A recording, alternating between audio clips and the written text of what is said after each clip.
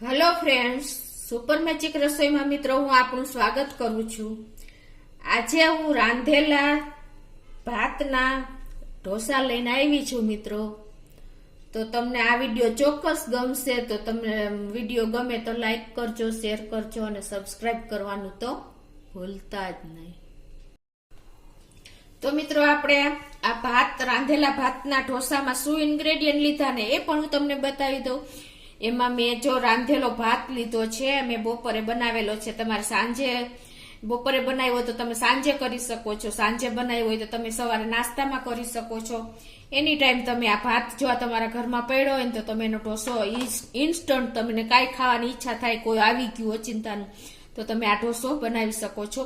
એમાં મેં આ 1 કપ રાંધેલો ભાત લીધો છે અને 1 કપ મેં આ સૂજી લીધો છે, રવો, ઝીણો રવો કે જાડો કોઈ પણ ચાલે, આપણે પીસવું જ છે ને। અને 1 કપ મેં દહીં લીધું છે મિત્રો, અને 1/4 ચમચી એટલે કે 1/4 ચમચી આપણે ખાવાનો સોડા નાખશું મિત્રો, અને ટેસ્ટ એકોર્ડિંગ આપણે સોલ્ટ નાખશું, અને 1 કપ આપણે સામે પાણી લેશું મિત્રો। ચારેયની ક્વોન્ટિટી સરખી છે, જેટલો ભાત એટલો રવો, એટલું દહીં ને એટલું પાણી, કેમ કે આપણે રૂટીન જે આપણે ઢોસા બનાવી છે ને એ ટાઈપના જ આ ઢોસાનું બેટર બનાવવાનું છે મિત્રો। તમે આ ઢોસા બનાવશો ને એટલે તમે દાળ ચોખાના ઢોસા બનાવવાનું ભૂલી જશો, એટલા ટેસ્ટી, એટલા ક્રિસ્પી બને છે। તમે એક વખત તો ટ્રાય કરજો। તો હું જો આ 1 કપ ભાત નાખું છું મિક્સર જારમાં, આને આપણે પીસવાનું છે। 1 કપ રવો નાખી દઉં છું,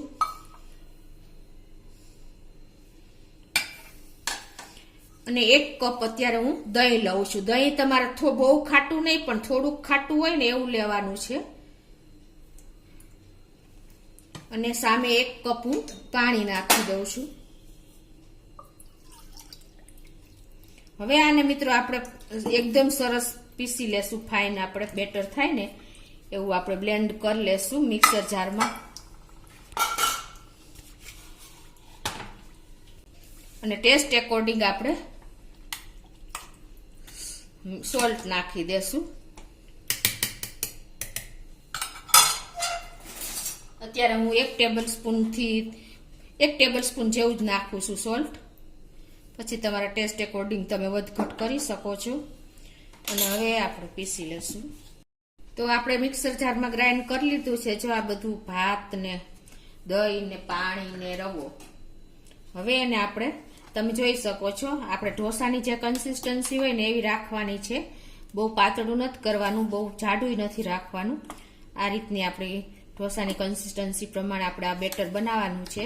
તો આપણું બેટર પણ રેડી છે, તો આપણે એને એક બાઉલમાં લઈ લેશું, અને આને આપણે 10 મિનિટ મિત્રો ઢાંકીને રેસ્ટ આપી દેશું।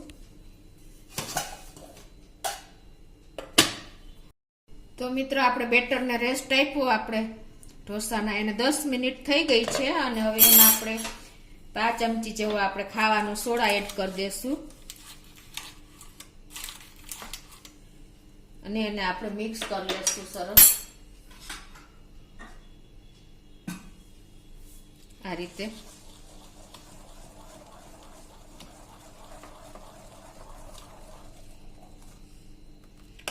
હવે આપણું બેટર એકદમ રેડી થઈ ગયું છે મિત્રો। તમે એની ટાઈમ આ ઢોસા તમે ગમે ત્યારે બનાવી શકો છો, કોઈ પણ ભાત પણ આમાં ચાલે છે, ખીચડિયા કે બાસમતી કે કોઈ પણ તમે જે ભાત રાંધો હોય ને એ ભાત આમાં તમારે ઇઝીલી તૈયાર થઈ જાય છે, તમે જોઈ શકો છો।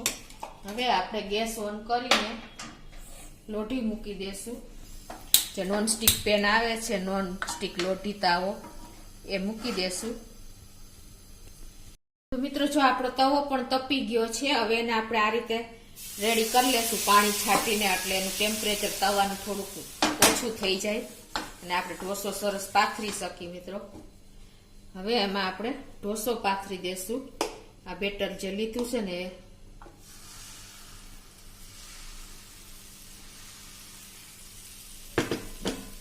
આ રીતે એને આપણે રાઉન્ડ રાઉન્ડ ફેરવતા જાશું મિત્રો, અને ઢોસો તૈયાર કરી લેશું।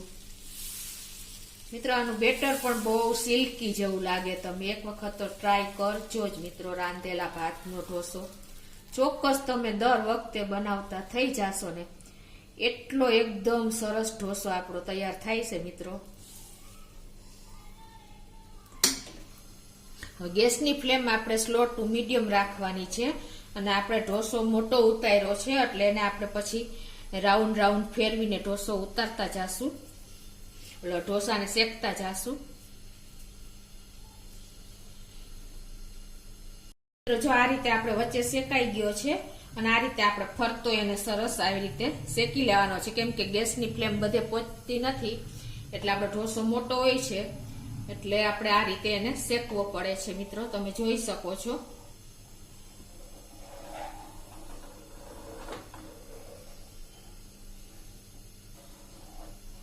એકદમ આ ઢોસો છે ને ક્રિસ્પી બને છે મિત્રો.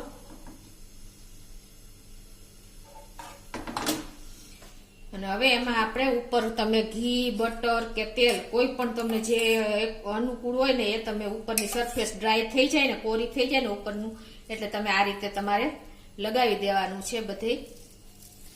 તમે જોઈ શકો છો.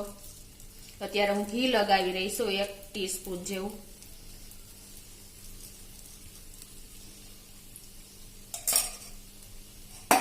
ઢોસો 1 મિનિટ થી ઓછી હજી ટાઈમ છે ત્યાં જો એકદમ સરફેસ એને કિનારી છોડી દીધી છે એટલે આપણો ઢોસો એકદમ તમે જોઈ શકો છો કે શેકાઈ ગયો છે. ઈઝીલી તમારો ઢોસો સરસ શેકાઈ જશે મિત્રો. હવે એને આપણે ટર્ન લઈ લેશું આ રીતે.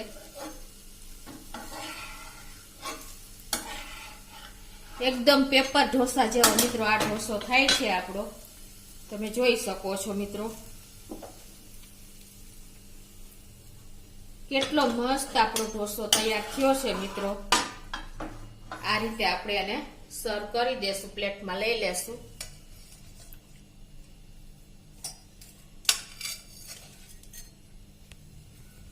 તો મિત્રો એ જ રીતે આપણે બીજો ઢોસો ઉતારી લઈએ.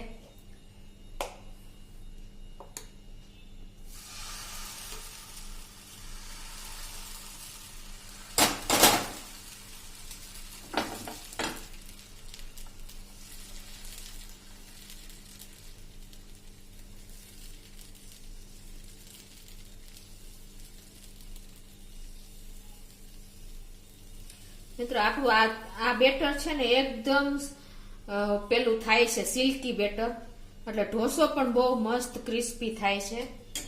તો તમે ચોક્કસ એક વખત તો ટ્રાય કરજો જ. ઇન્સ્ટન્ટ બની જાય છે, નથી આથાની જરૂર કે કોઈ જાતની જરૂર નથી મિત્રો. ખાલી તમારે ગ્રાઇન્ડ કરવાનું છે. બધા ઇન્ગ્રેડિયન્ટ આપણે ઘરમાં મોસ્ટ ઓફ અવેલેબલ જ હોય છે જો ભાત આપણે રાંધો હોય તો. હવે પેલાની જેમ જ આપણે ઉપરની સરફેસ એટલે કે ઉપરની આ જે પડ એકદમ ડ્રાય થઈ જાય ને, આપણે આંગળી અડાડીને ન ચોટે ત્યારે આપણે એમાં ઘી, બટર કે ઓઇલ ગમે તે આપણે એડ કરી શકીએ છીએ. અત્યારે હું ઘી લગાવી રહી છું. અને ગેસની ફ્લેમ મિત્રો આપણે મીડિયમ રાખશું, સ્લો ટુ મીડિયમ. અને આ રીતે આપણે એને ફરતો શેકી લેવાનો છે, કેમ કે ઢોસો મોટો હોય છે, ગેસની ફ્લેમ નાની હોય છે, બધે પહોંચતી નથી.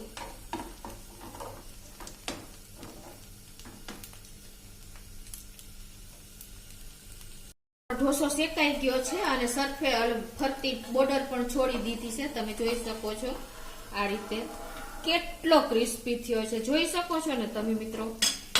એકદમ તમારે બહારનો ઢોસો હોય ને એ ટાઈપનો જ આપણો આ ઢોસો બને છે, પેપર ઢોસા જેવો જ. તમારે સેજ એને વધારે ક્રિસ્પી કરો ને એટલે બહુ મસ્ત બને છે મિત્રો. તો હવે આપણો ઢોસો રેડી છે તો એને આપણે આ રીતે હાથેથી વાળી લેશું મિત્રો. તમે જોઈ શકો છો.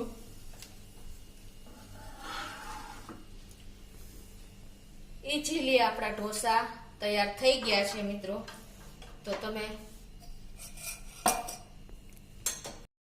તો મિત્રો જો આ રીતે આપણે રાંધેલા ભાતના ઢોસા તમને બતાવી પણ દઉં કે કેટલા ક્રિસ્પી થયા છે મિત્રો. જો